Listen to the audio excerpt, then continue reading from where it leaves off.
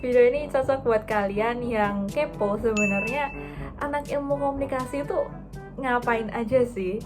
Pasti banyak banget dari kalian yang mikir, ih anak ilmu komunikasi tuh isinya ngomong-ngomong doang, isinya cuma public speaking doang. Ya nggak salah sih, tapi kalian salah di konteks ini.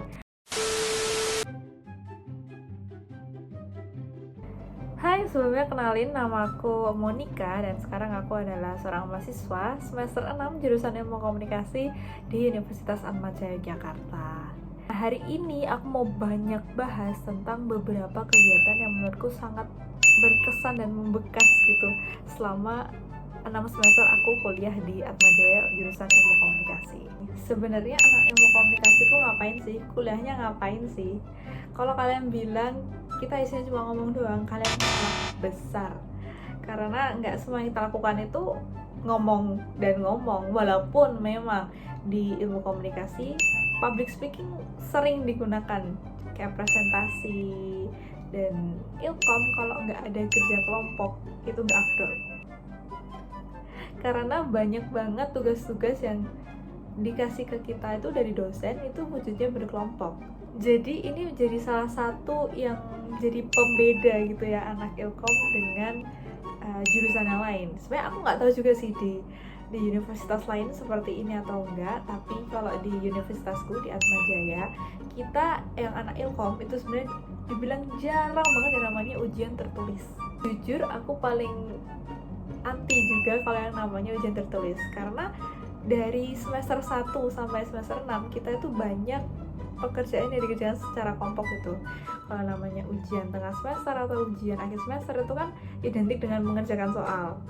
Nah, beda kalau di Ilkom ini kita lebih sering itu mengerjakan laporan dari apa yang udah kita kerjain selama beberapa waktu sebelum ujian itu. Kita biasanya ujiannya itu sifatnya take home, jadi dibawa ke rumah dan kita lebih sering bertemu dengan kelompok, terus kerja kelompok bareng untuk menyelesaikan tugas-tugas ujiannya itu tadi.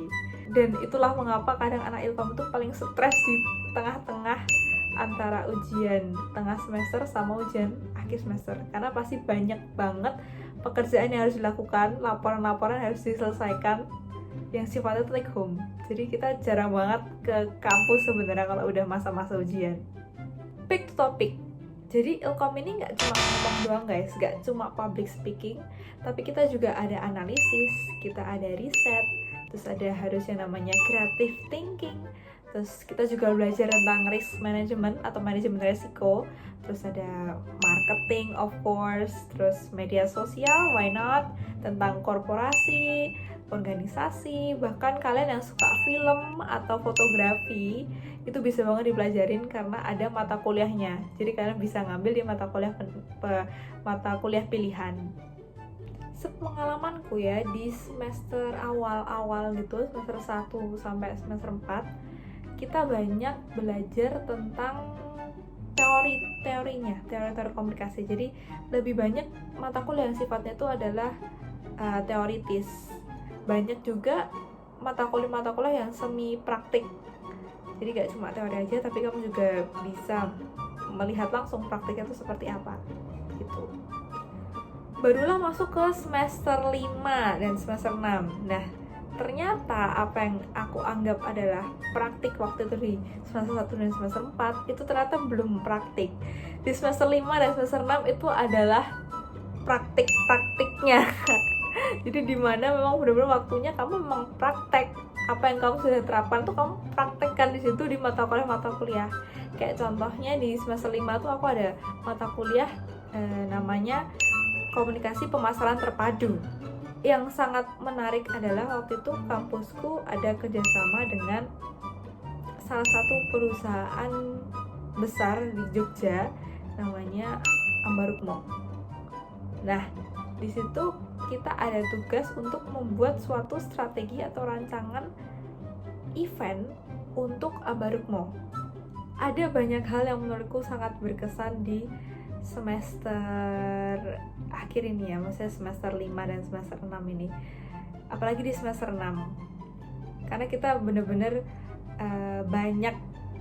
Sebenarnya kalau dibilang secara SKS ya aku ngambil SKS gak banyak karena semester ini aku cuma ambil 18 SKS gitu, walaupun sebenarnya bisa di fullin 24, tapi aku cuma ngambil 18 SKS karena ada KKN juga. Di sini itu adalah semester puncak dari ilmu komunikasi kalau di kampusku. Kenapa? Karena kita ada mata kuliah yang namanya kampanye komunikasi strategis.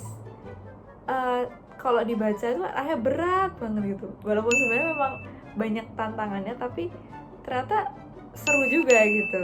Contohnya di kampanye tadi ya, di mata kuliah kampanye itu kita diwajibkan untuk membuat sebuah agensi. Keren gak tuh agensi? Jadi kita buat agensi yang memang benar-benar nanti kita akan dapat klien, kita buat proposal ke klien, kita akan dapat klien dan kita akan yang handle klien itu selama kurang lebih 3 bulan lebih lah. Agensi di sini bukan cuma kamu suruh berkelompok doang terus kamu kasih nama, no. Di sini nama agensi kita memang benar-benar agensi. Kita ada visi, ada misi, terus kita juga punya company profile yang nanti kita akan sodorkan atau kita suguhkan ke klien. Kita harus membuat proposal ke maksimal 3 klien. Jadi tentang mereka masing-masing dari klien itu akan semacam buat client brief gitu. Jadi mereka kayak istilahnya curhat apa yang perlu dikembangkan.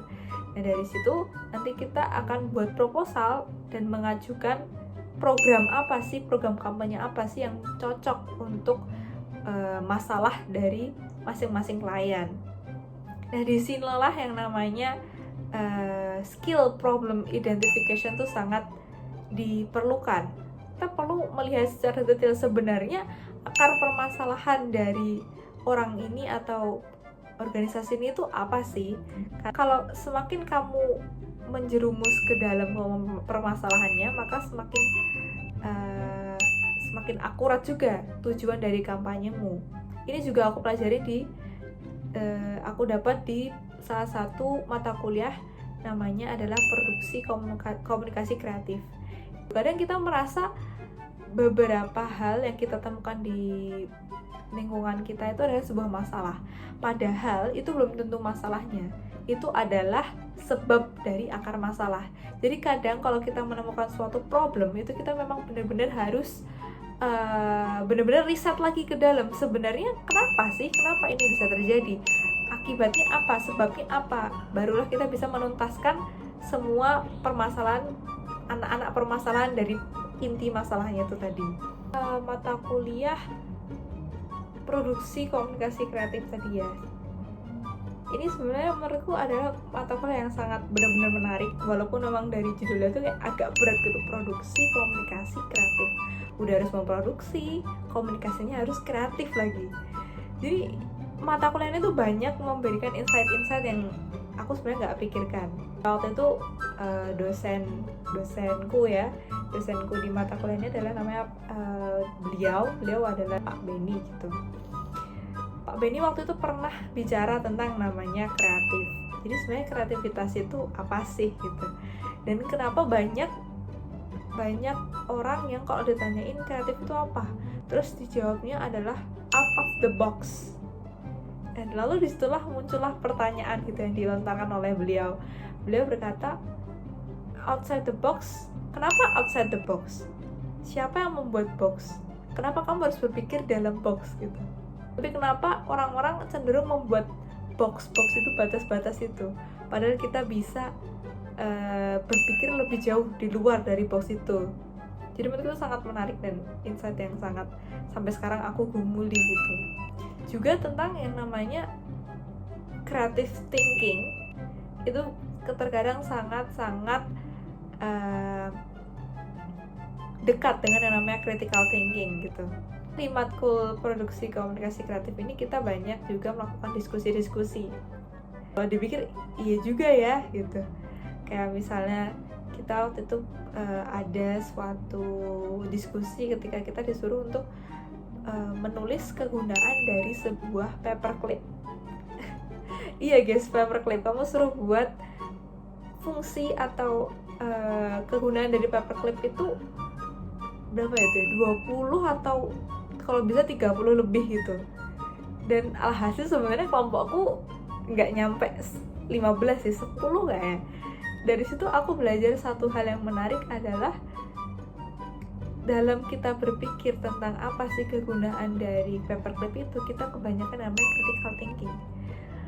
Ketika teman kita ada yang mengusulkan ide gitu, kita bukan yang mendukung terus kayak menggali lagi, tapi kita lebih kayak tapi nggak bisa kalau gitu. Kita lebih menentang gitu. Itu yang namanya critical thinking. Waktu berdiskusi itu sama temanku, dan aku selalu yang kayak ngomong, tapi kalau gini nggak bisa, harus gini. Nah disitulah titik mengapa tidak bisa lebih dari 10, lebih dari 15 hal kegunaan, karena terlalu banyak ide yang dibatasi, padahal bisa dieksplorasi lagi.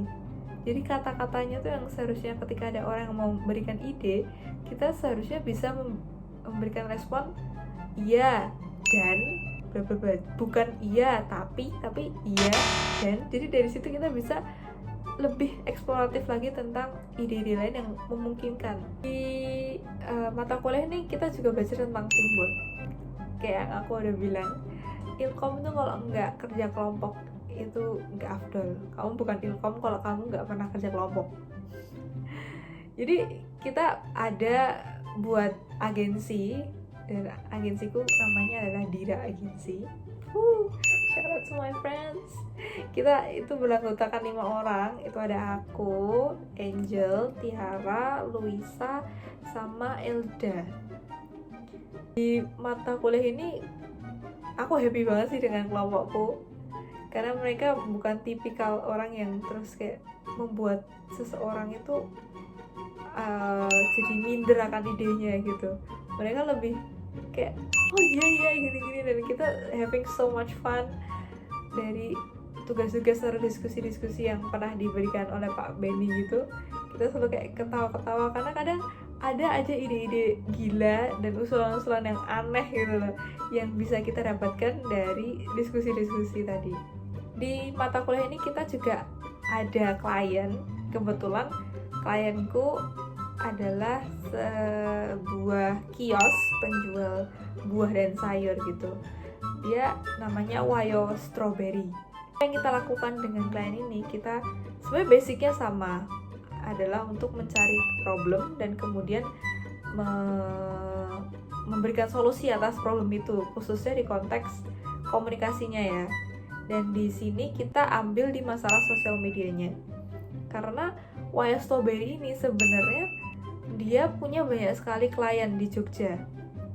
Tapi kalau teman-teman cek ya di Instagramnya Wayo Strawberry gitu, itu di situ mereka konten-konten yang mereka upload itu banyak yang isinya cuma sekedar foto produk atau video produk, dan yang video produk itu ya cuma video produk aja gitu, nggak ada penjelasan apa-apa.